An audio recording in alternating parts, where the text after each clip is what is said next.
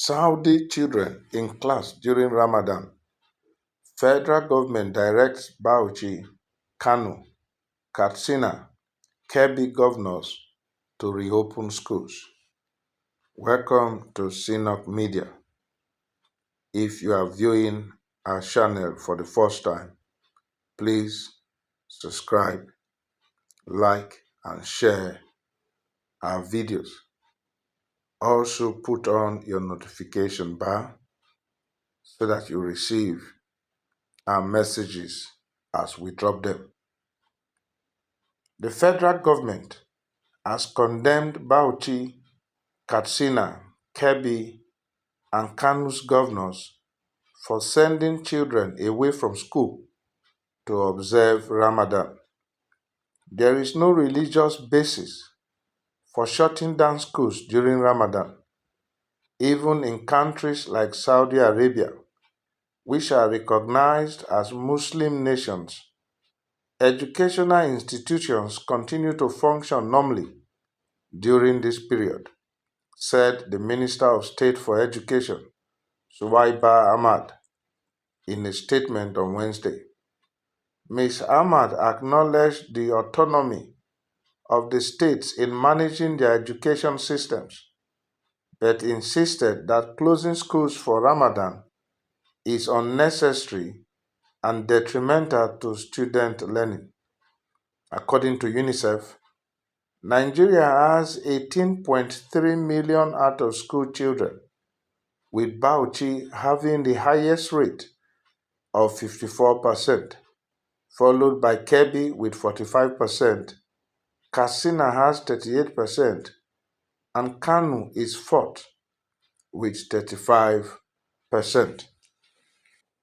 This education and closure of schools in some northern states has finally gained traction with the federal government. Just like the Minister for State said, education is within the purview of states. In fact, is in the concurrent list. So the federal, the states, and even the local governments can take decisions on issues affecting education in their area. But bringing religion to education is what the federal government is against. And that is why, like the statement, made clear, countries like Saudi Arabia that are recognized as Muslim nations still open their schools during this period. Their children are in classes. So why will Nigeria, especially the states that have been reported as having the highest rate of out-of-school children, be the ones to start a program that will increase the percentage and rate?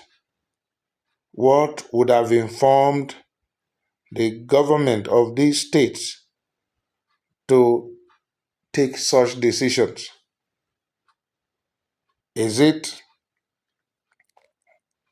like, as it is believed in some quarters, the elites, some of the elites in the north, are doing this to keep themselves relevant amongst the poor?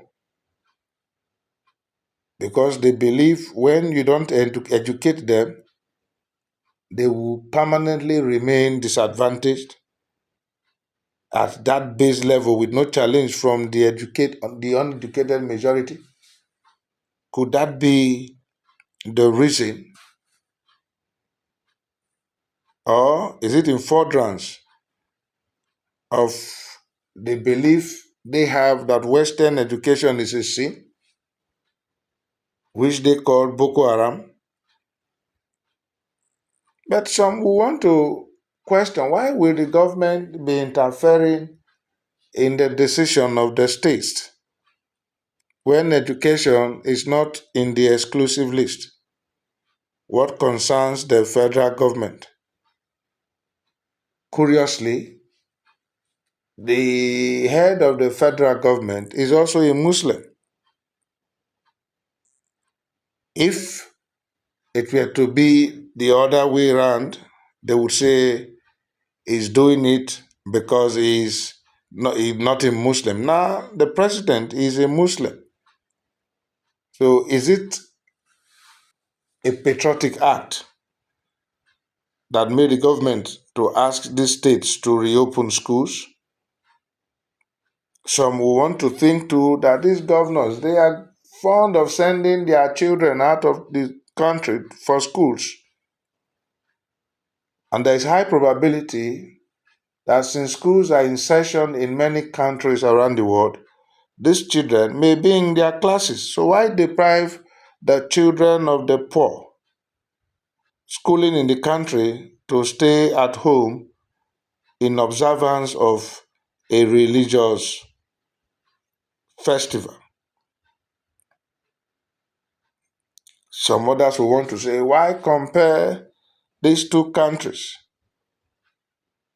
Is it necessary for our education pattern to be modeled after that of another country? And some will question further, why now? What happened some weeks back when this issue came up?